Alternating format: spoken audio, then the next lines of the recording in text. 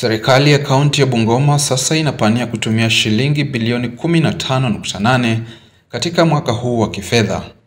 Kulingana na bajeti iliyowasilishwa katika bunge la kaunti hapo jana, jumla ya shilingi bilioni 10.7 zitatumika kulipa mishahara na madeni, huku shilingi bilioni 5.1 zikitengewa kwa ajili ya maendeleo.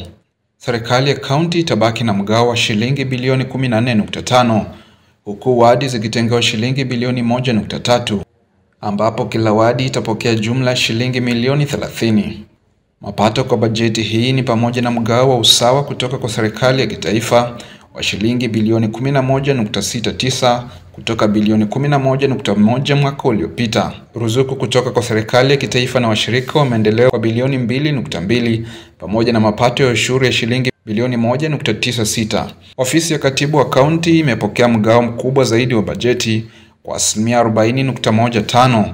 Mgao wa sekta na idara mbalimbali ni kama ifuatavyo: elimu na vituo vya mafunzo vya ufundi vitapata shilingi milioni 307.3, sekta ya afya bilioni 1.6, barabara na kazi za umma bilioni 1.3, ofisi ya gavana na naibu wake milioni 256.1, ofisi ya katibu wa kaunti bilioni 6.3, idara ya jinsia, vijana, utamaduni na michezo itapata shilingi milioni 103.2, nalo bunge la kaunti likipata shilingi bilioni 1.2.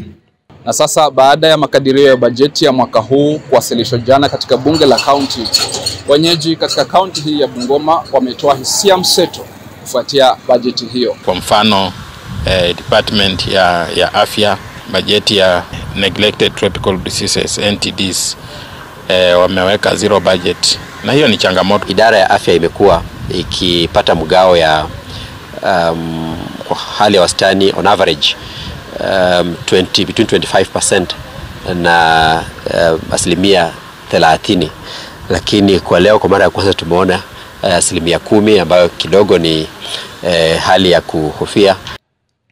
Akizungumza baada ya kusoma kwa bajeti hiyo, naibu spika Stephen Wafula alisema kuwa kaunti inapania kutekeleza baadhi ya miradi iliyotekelezwa na kujaribu kulipa madeni yake ya awali, akiongeza kuwa sehemu kubwa ya bajeti inatumika kulipa mishahara.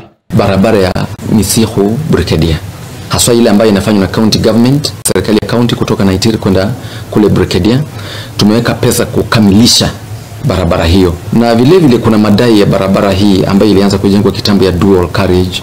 Tumesema kwamba vile vile huo mradi uweze kukamilishwa. Sababu kwa sasa kaunti ya Bungoma ina makadirio ya kulipa mishahara 43%, na inatakana ikuwe 35%. Bajeti ya kaunti ya Bungoma ya mwaka huu wa kifedha 2025-2026 imeongezeka kwa takriban shilingi bilioni 1.7 ikilinganisha na ya mwaka jana ambapo ilikuwa jumla shilingi bilioni 14.3.